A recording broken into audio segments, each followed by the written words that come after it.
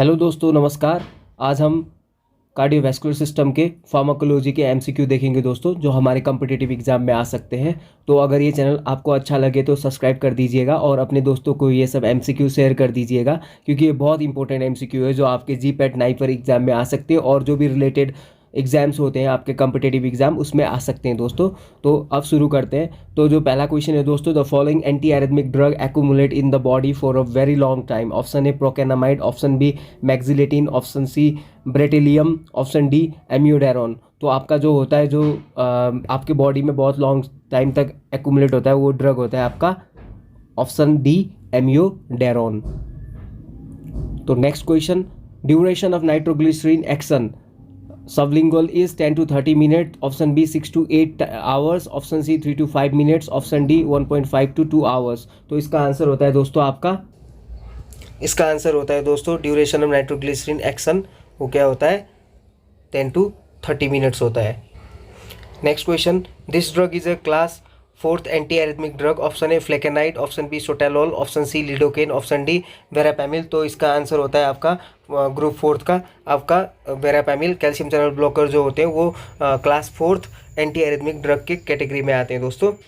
Next question, which of the following anti-anginal agent is a potassium channel opener? Option A dipyridamole, option B validol, option C atenolol, option D minoxidil. तो इसका जो answer होता है आपका which of the following, इसमें जो आपका answer रहेगा मिनॉक्सिडिल। मिनॉक्सिडिल आपका क्या होता है एंटी एंजाइनल एजेंट होता है जो पोटेशियम चैनल ओपनर का काम करता है, और जो मिनॉक्सिडिल होता है वो एलोपेशिया को ट्रीट करने के लिए भी यूज़ करते हैं। Next question, this drug is an inhibitor of renin synthesis. Option A propranolol, option B enalapril, option C diazoxide, option D losartan. तो जो रेनिन इनिबिटर होते हैं वो क्या होते हैं प्रोप्रेनोलॉल, क्योंकि ये जो होते हैं ये बीटा ब्लॉकर होते हैं। तो ये बीटा 1 जो रिसेप्टर होते हैं वो आपके हार्ट और जक्स्टाग्लोमेरुलर सेल में प्रेजेंट रहते हैं, तो इसीलिए प्रोप्रेनोलॉल आपका रेनिन इनिबिटर का काम भी करता है। और जो दूसरा ड्रग होता है जो रेनिन सिंथेसिस इनिबिटर का काम करता है वो क्या होता है एलिस्काइरिन होता है दोस्तों। Next question, this drug is contraindicated in patient with bronchial asthma. Option A propranolol, option B clonidine, option C enalapril, option D nifedipine. तो जो ड्रग ब्रोंकियल एज्मा में कॉन्ट्राडिक्ट करते हैं वो क्या होता है प्रोप्रेनोलॉल। प्रोप्रेनोलॉल को ब्रोंकियल एज्मा में नहीं देते। जो बीटा ब्लॉकर होते हैं वो हम एज्मा की कंडीशन में, asthma, heart block, congestive heart failure, diabetes और पीवीडी पेरिफेरल वैस्कुलर डिजीज के कंडीशन में हम बीटा ब्लॉकर को कॉन्ट्राडिक्ट करते हैं। और next question, choose the vasodilator which release NO. तो option A nifedipine, option B hydralazine, option C minoxidil, option D sodium nitroprusside. तो इसका आंसर होता है आपका sodium nitroprusside. Sodium nitroprusside is the right answer. Next question, persistent dry cough may occur as a side effect of the following antihypertensive drug. Option A enalapril, option B atenolol, option C diltiazem, option D methyldopa. तो जो persistent dry cough जो होता है आपका इनेलेप्रिल cause करते हैं। इनेलेप्रिल ये जो होते हैं ये आपके कैसे टाइप के ड्रग होते हैं, ये हमारे एंजियोटेंसिन कन्वर्टिंग एंजाइम इनिबिटर्स रहते हैं। और जो persistent dry cough के केस में भी पहले से ही किसी को ड्राई कॉफ है तो उसमें हम कॉन्ट्राडिक्ट करते हैं इनको। Next question, thiazide diuretic are the preferred first line antihypertensive for the following category of the patient. Option A young hypertensive, option B physically and sexually active male hypertensive, option C elderly obese hypertensive, option D diabetic hypertensive। तो इसका answer होता है आपका elderly obese hypertensive। जो आपका जो thiazide diuretics होते हैं वो elderly obese hypertensive के लिए first line anti hypertensive drug के कैटेगरी में आते हैं। Next question, the following anti hypertensive drug has a favourable effect on plasma lipid profile. Option A prazosin, option B propranolol, option C hydrochlorothiazide, option D furosemide. और जो ये drug जो होते हैं जो आपके प्लाज्मा लिपिड प्रोफाइल में favourable effect दिखाते हैं वो क्या होते हैं आपके प्राजोसिन होते हैं। तो जो प्राजोसिन जो ड्रग है आपके क्या होते हैं ये अल्फा 1 सिलेक्टिव एंटीकोलिनर्जिक ड्रग आते हैं इसमें। और इसमें आपके प्राजोसिन हो गया, टेम्सुलोसिन और आपका एल्फुजोसिन, ये सब ड्रग आते हैं। जो टेम्सुलोसिन होता है वो आपका ड्रग ऑफ चॉइस होता है बीपीएच में, बेनाइन प्रोस्टेटिक हाइपरप्लेशिया, या हम ये भी बोल सकते हैं बीपीएच इंड्यूस हाइपरटेंशन में आप अल्फा 1 सिलेक्टिव एंटीकोलिनर्जिक ड्रग को दे सकते हो। तो next question, the following anti hypertensive is use topically to treat alopecia. Option A hydralazine, option B prazosin, option C minoxidil, option D indapamide. तो जो alopecia को treat करने के लिए आप मिनॉक्सिडिल को यूज कर सकते हो। Next question, losartan is option A selective 81 receptor antagonist, option B selective 82 receptor antagonist, option C non selective 81 plus 82 receptor antagonist, option D 81 receptor partial agonist. जो 81 होता है ये क्या होता है, आपका एंजियोटेंसिन रिसेप्टर होता है, जहाँ पे आपका एंजियोटेंसिन सेकेंड आके बाइंड करता है और आप अपना एक्टिविटी दिखाता है। तो losartan is selective 81 receptor antagonist होता है। Next question, angiotensin converting enzyme inhibitor are contraindicated in option A high renin hypertension, option B diabetes, option C congestive heart failure, option D pregnant woman। तो आप ये angiotensin converting enzyme inhibitor को pregnant woman में contradict कर सकते हो, और जो हाई रेनिन हाइपरटेंशन, डायबिटिक्स और कंजेस्टिव हार्ट फेलियर के पेशेंट में आप दे सकते हो। क्यों हम एंजियोटेंसिन कन्वर्टिंग एंजाइम इनिबिटर जो ड्रग होते हैं इनालाप्रिल, कैप्टोप्रिल, ये क्या करते हैं, आपको जो फीटल रीनल डैमेज कॉज करवाते हैं, इसीलिए प्रेग्नेंट वुमन को प्रेस्क्राइब नहीं करते हैं।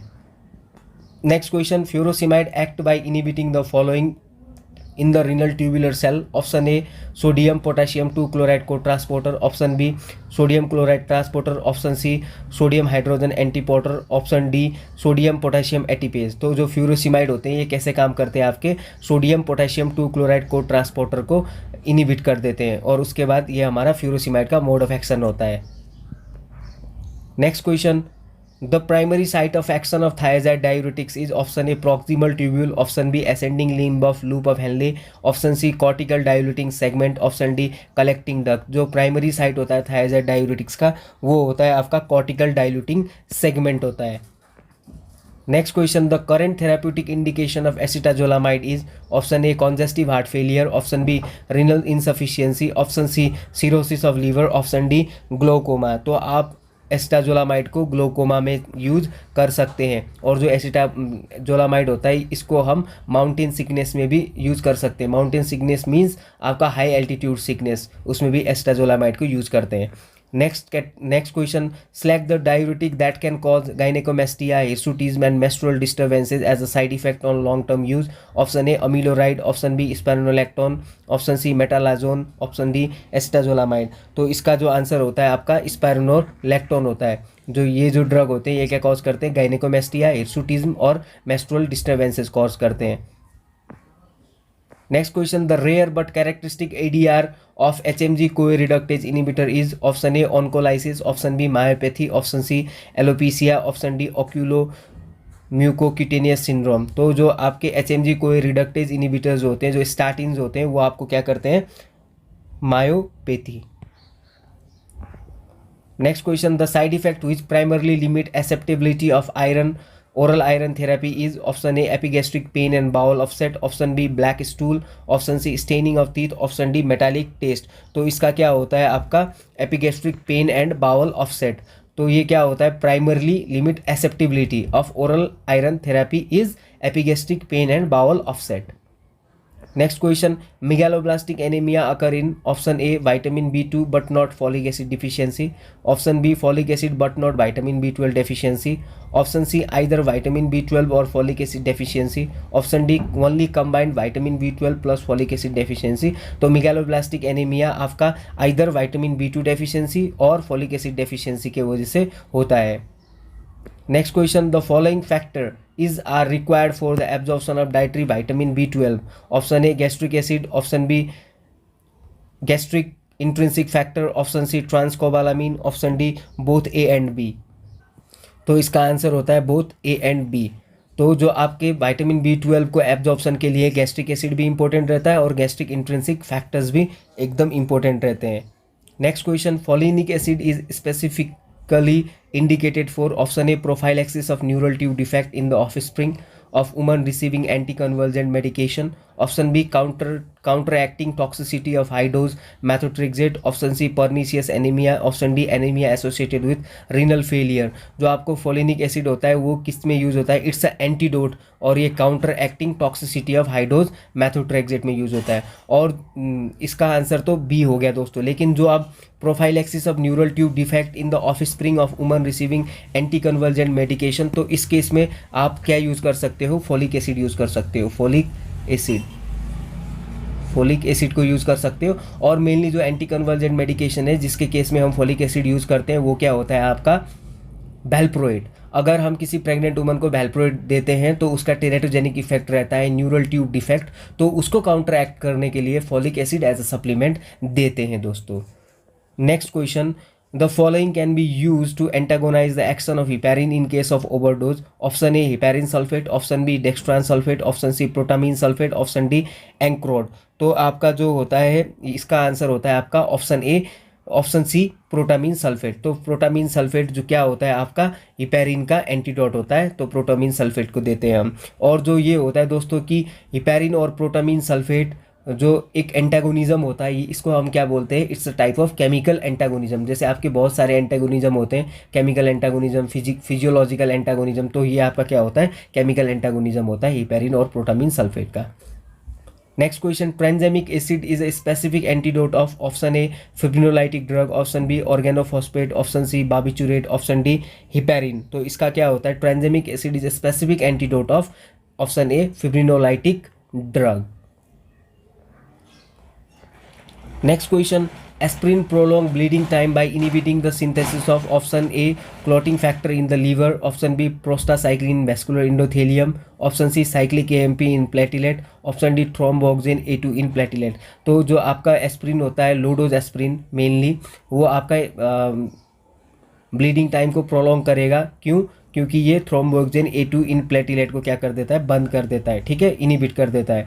तो इसके वजह से आपका जो लो डोज एस्प्रिन आपका प्लेटिलेट डिसएग्रीगेशन का काम करता है दोस्तों।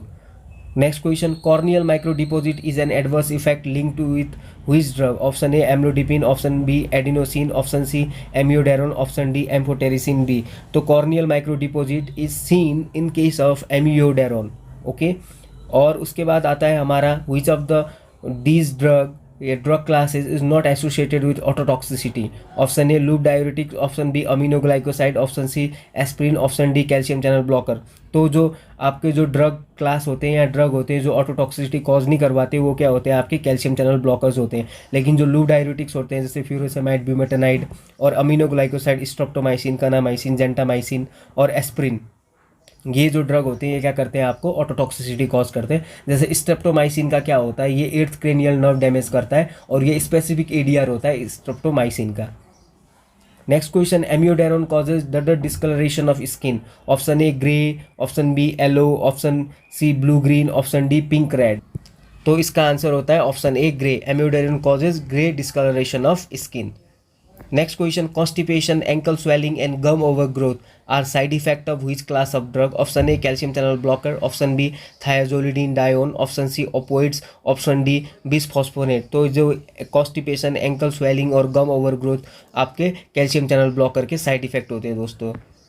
Next question, treatment of choice in hypertension with diabetes mellitus is option A beta blocker, option B thiazide, option C ACE inhibitor, option D calcium channel blocker. तो इसका क्या होता है आपका एस इनिबिटर जो होता है। तो drug of choice in hypertension with diabetes mellitus is ACE inhibitor, enalapril, captopril, pril करके आते हैं। Next question, oral anticoagulant are monitored by option A bleeding time, option B coagulation time, option C prothrombin time, option D partial thromboplastin time.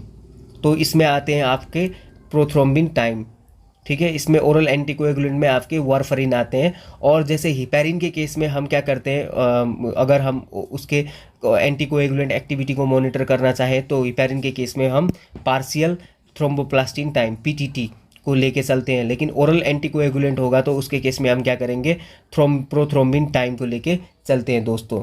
Thank you so much दोस्तों। अगर आपको अच्छा लगे ये channel pharma medicos तो subscribe कर दीजिएगा और अपने दोस्तों को शेयर कर दीजिएगा।